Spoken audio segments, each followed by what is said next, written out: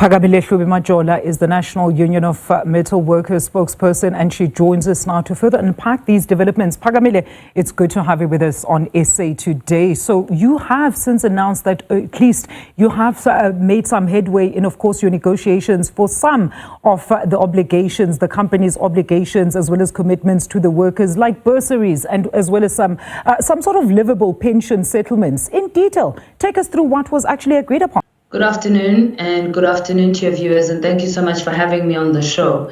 Yes, after weeks of negotiations, which would have been triggered by a Section 189 notice which Goodyear served on Numsa sometime in June, we have secured what we think are fair packages for workers now that Goodyear has taken a decision to close manufacturing at its Kariega plant in Kariega. Included in that package is that workers will receive a minimum of 100,000 Rand payout as part of their retrenchment packages. Obviously, there will be others who receive more depending on their length of service. At the same time, we've also received guarantees with respect to bursaries and educational support for the 2025 financial year. At the same time, we have also said that beyond just negotiating retrenchment packages, the biggest issue and the biggest burning question was the question of what is to be done after the plant closes. Because as you know, the Eastern Cape is the province with the highest level of unemployment. And one of the things which we have secured, which we are very proud to announce, is the fact that we have secured a 2-month window. Within that 2-month window, Numsa, working with the IDC, will look for a strategic equity partner to partner with the IDC with the goal that manufacturing of tires will continue in that area. So in other words, as Goodyear shuts down, our goal is to set up a new plant to continue tire manufacturing in that area. That plant will be partly owned by workers themselves. There will be a share ownership scheme. And we are currently in negotiations looking for an equity partner in order to implement that plan.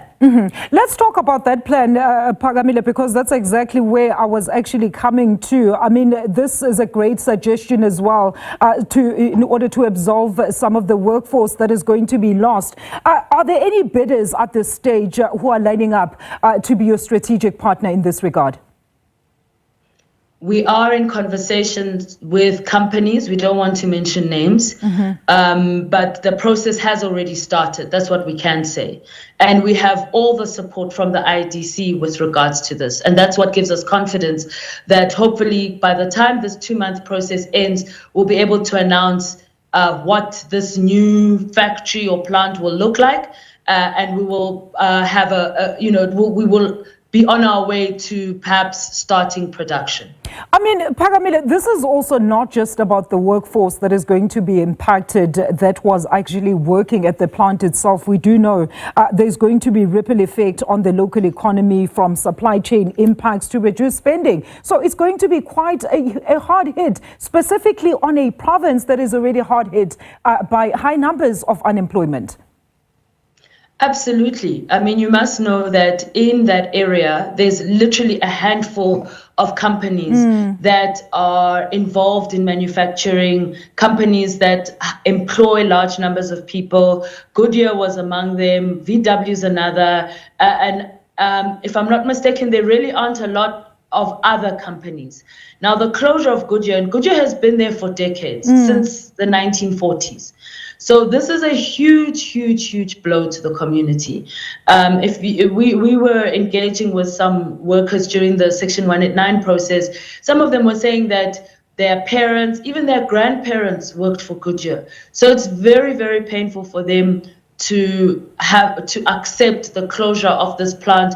This plant has really been embedded in the community. And you're absolutely right. The closure of such a big company has a ripple effect. It's not just the direct jobs, the 900 jobs that we have to worry about. It's the entire value chain, because there are many businesses that exist as a result of the fact that Goodyear exists.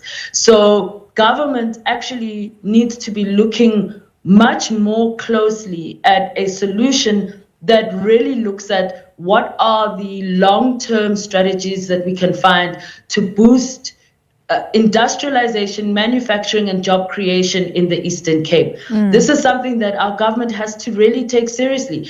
I mean, we're tired of every quarter receiving these terrible statistics that unemployment has gone up again. Government has the power to do something about the situation. And the question is, what are they waiting for? You know, Phakamile, when you speak about government here, we also saw the impasse there with ArcelorMittal. Let's talk about the provincial government in the Eastern Cape in this regard. I mean, are they bringing about any, formidable solutions for the near future of all those that will be affected by the closure of Goodyear? If they are, I'm unaware of them.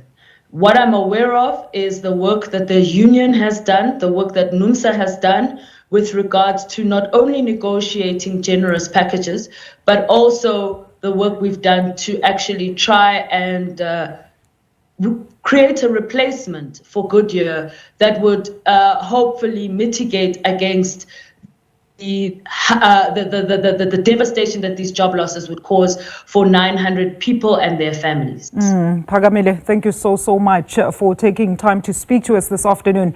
Ms. Phakamile Hlubi-Majola is the spokesperson for Numsa on Goodyear, of course, shutting down in Kariega.